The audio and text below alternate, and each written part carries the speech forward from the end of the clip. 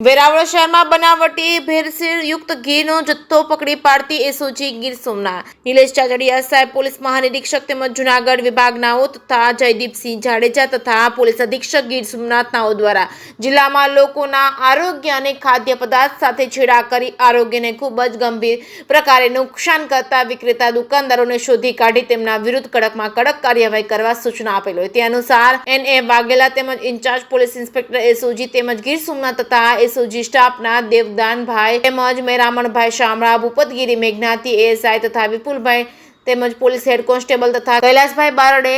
તારીખ 26/9/2025ના Veraval city police station વિસ્તારમાં patrolling દરમિયાન સંયુક્ત બાતમી આધારે વેરાવળ શહેર વિસ્તારમાં પાટણ દરવાજા પાસે આવેલા ઘી ડેપો નામની દુકાનમાં સિનિયર ફૂડ સેફ્ટી ઓફિસર તેમજ ફૂડ એન્ડ ડ્રગ્સ કંટ્રોલ એડમિનિસ્ટર નાઓને સાથે રાખી તપાસ કરતા દિવેલ વનસ્પતિ તેલ અને સોયાબીનના તેલમાં બ્રાન્ડેડ માહી તથા એવરગ્રીન ઘીની ભેળસેળ કરી 300 થી 700 રૂપિયા લઈ મિલાવટી ઘીનું ફૂડ લાયસન્સ વગર ગૌતમ રતિલાલ વાઘેલા રહે